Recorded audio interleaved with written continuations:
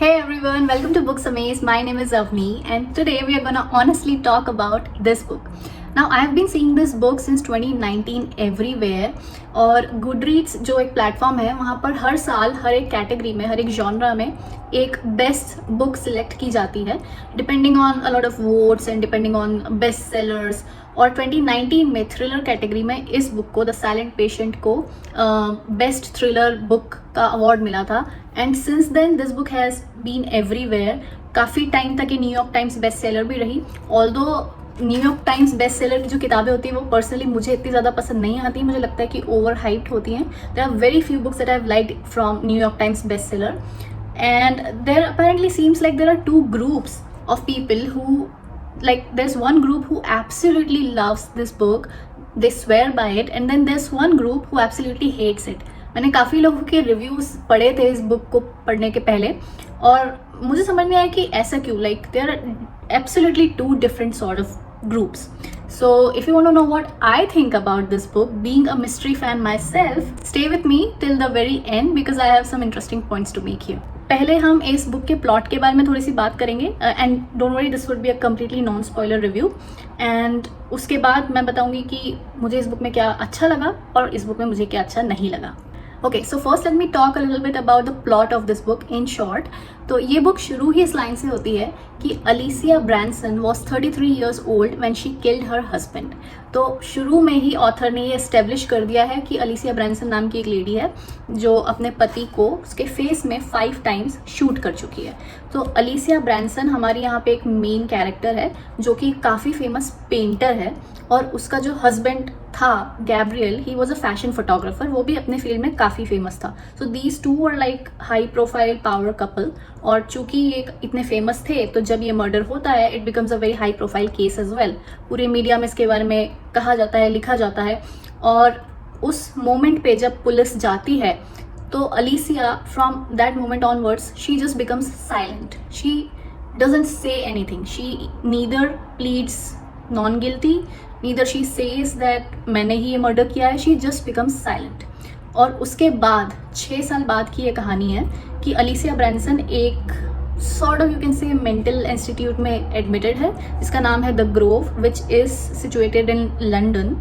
और वहाँ पर एक साइकोथेरेपिस्ट जाते हैं जिनका नाम है Theo Faber. He is also one of the most important characters in the story.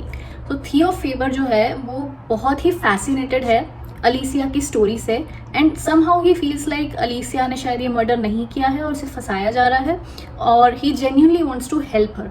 तो वो उस डिपार्टमेंट, उस एस्टैब्लिशमेंट में जाते हैं and he sort of request all the managers over there कि मुझे अलिसिया का केस दिया जाए and I really want to help her, I want to make her talk.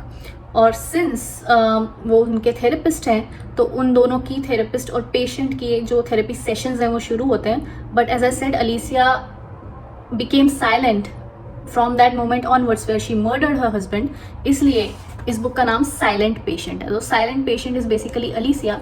और यहाँ से कहानी काफ़ी इंटरेस्टिंग होती है कि उनके थेरेपी सेशंस कैसे जाते हैं and all of these questions arises that will Alicia eventually ever talk, if she talks what will she say, and actually क्या उसने ही अपने हस्बैंड को मारा या किसी और ने मारा और ब्लेम अलिसिया पर डाल दिया।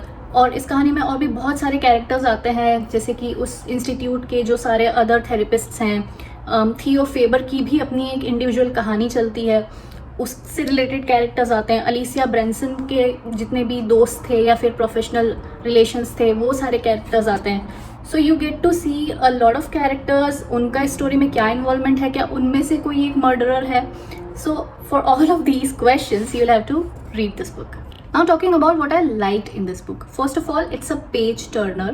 It's very fast paced. It just keeps you on the edge. और सबसे अच्छी बात इस बुक में ये है उसकी राइटिंग स्टाइल के बारे में कि इसमें जो चैप्टर्स हैं वो बहुत ही छोटे छोटे पेजेस के हैं। जैसे कि एक चैप्टर सिर्फ 2 पेज का होगा, कोई चैप्टर 3 पेज का होगा, मैक्स 4 पेज का होगा। सो इस तरह की writing style I think thriller books में यूज़ करना काफ़ी इफेक्टिव है क्योंकि आप सिर्फ एक पेज पढ़ने के बाद रुक नहीं पाओगे। आपको लगेगा कि ओके 2-2 पेज के चैप्टर्स ही तो है, it's very easy to finish and that's what happened with me. काफ़ी जल्दी ये बुक फिनिश हो जाती है एंड लैंग्वेज इसकी बहुत ईजी है। This is a debut book of the author and considering that I think it's very well written. It's not exceptional but it's easy to read for beginners. If you are a beginner और आपको mystery books से शुरुआत करनी है, if they interest you, then I think this is a good pick for you. Other than that, I think, yeah, that's the only thing that I liked in the book. Now coming on to the things that I didn't like in this book.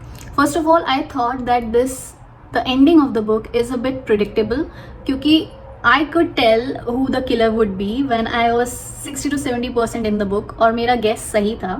In fact, आप भी ये guess कर लोगे अगर आपने बहुत सारी thriller mysteries, who done it kind of mystery books पढ़ी हुई हैं. Especially I felt like it was heavily influenced by one Agatha Christie book. I'll not name that book क्योंकि थोड़ा सा spoiler हो जाएगा. But यदि आपने ये book पढ़ी है and if you have read that Agatha Christie book as well, you would be able to relate these two. And in fact author is also a big Agatha Christie fan, so I think थोड़े बहुत inspiration वहाँ से आए होंगे. लेकिन मुझे लगता है कि बहुत ज़्यादा ये उस पर्टिकुलर अगाथा क्रिस्टी बुक से इन्फ्लुएंस्ड है. And I am one such person जिसने बहुत सारी मिस्ट्री किताबें पढ़ी है, काफ़ी अच्छी लेवल की मिस्ट्री बुक्स पढ़ी हुई हैं. So for me this was mediocre at its best. Yes, it's a very good book if you are a beginner. It's a very good book to get you out of your reading slump. I'll give the credit to this book for that. But also it's easily forgettable. शायद मुझे आज से 1 साल बाद या may be 6 महीने बाद इसकी स्टोरी याद भी ना रहे. पर ऐसी बहुत सारी मिस्ट्री बुक्स हैं, जेफरी आर्चर की बुक्स हैं, अगाथा क्रिस्टी की बुक्स हैं, डैन ब्राउन की बुक्स हैं, नोरा रॉबर्ट्स की बुक हैं, जिनकी स्टोरी मुझे अभी तक they are like aged in my memory and I was so astonished when I read them. This one not so much. एक और चीज़ जो मुझे इस बुक में ज़्यादा अच्छी नहीं लगी वो ये है कि इसमें जो भी एक्स्ट्रा कैरेक्टर्स हैं apart from these main characters such as Theo, Gabriel and Alicia, जो दूसरे कैरेक्टर्स इंट्रोड्यूस होते हैं शुरू में उन्हें काफ़ी वेटेज दिया गया, उनके बारे में काफ़ी डिस्क्रिप्शन दिया गया.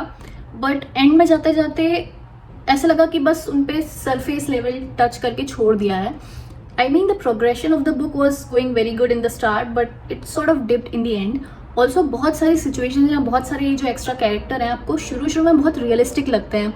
उनका depiction, how they work, how they talk, how they react, वो आपको बहुत रियलिस्टिक लगेगा कि जैसे आपके आसपास लोग होते हैं उसी तरह के. पर एंड में जाते जाते वो जिस तरह से बिहेव करते हैं या फिर maybe some situations they felt very dramatic to me. So again the progression of the book was not something that I was expecting और not like it felt very dramatic. It didn't feel real. So overall I would say that yes, I do feel like this book is overhyped, but that's coming from a person who has read a lot of mystery and whodunit kind of books. But if you are a beginner, you can go ahead and give it a try. It's very fast paced and you might love it as well. So that's my honest review about The Silent Patient. Let me know if you guys have read it already. और यदि आप ये book पढ़ना चाहते हैं तो इसकी Amazon India के लिंक मैं नीचे डिस्क्रिप्शन बॉक्स में डाल रही हूँ, आप वहाँ से इस बुक को खरीद सकते हैं. और आपने पढ़ी है ये बुक तो मुझे लिखकर बताइए कि आपको ये बुक कैसी लगी. Honestly, give me your thoughts and I will see you soon in another video. Till then, you guys take care of yourself. Keep reading, keep smiling.